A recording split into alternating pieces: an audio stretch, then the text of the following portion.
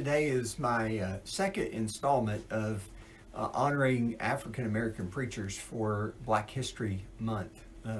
Today I want to talk about Gardner C. Taylor.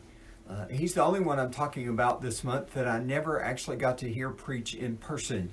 One time, a number of years ago, I discovered that he had preached near me, but I discovered it after he had been there. I was so disappointed. This is one I really wanted to hear in person. I have heard him audio of him preaching, and wow, what a treat it is to listen to Gardner Taylor. Gardner Taylor was considered the Dean of American Preaching for a long time. So let me tell you just a little bit about him.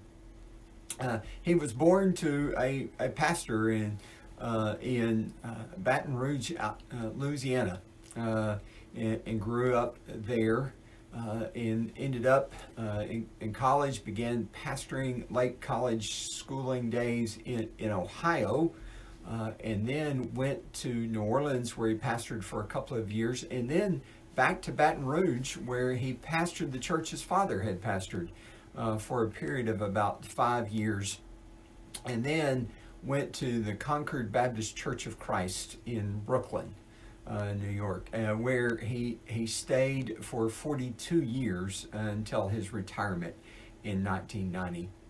And his impact and significance on preaching in America, regardless of race, probably is hard to measure. He was certainly a poetic preacher and had great command of the English language, had an extensive vocabulary that he could use and use well, not as a way to outsmart you, but as a way to illustrate and explain in powerful ways so that you would hear and grasp what he was declaring to you from the Bible. And he did it wonderfully well. He was voted in 1996.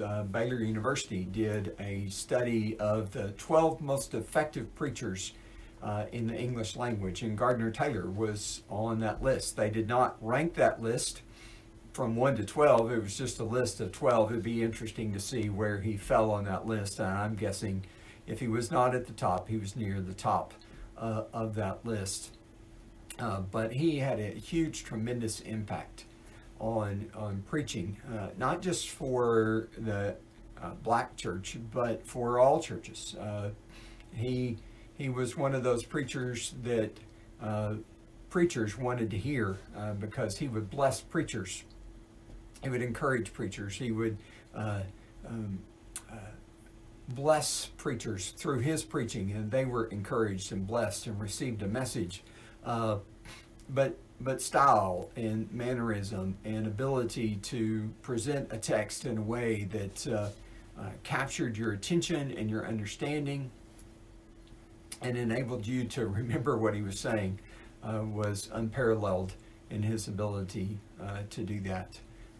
His impact was felt throughout the city of New York, where he lived for a long time. He was invited by the mayor to sit on boards and panels that could provide influence into the city that was his home for a long time, and just the tremendous impact that Gardner Taylor had. One of the regrets for me as a preacher, I never got to hear him in person, although I have heard him. And you can hear him as well. If you would go to YouTube and just search for Gardner C. Taylor, you'll find a number of opportunities to listen to him. Mostly what I've seen at this point had been audio with his picture, and so you don't see the delivery style, but you can certainly listen to him, and I would commend him to you that you would do so.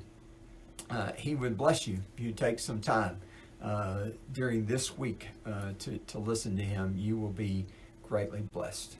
Thank you for your time today.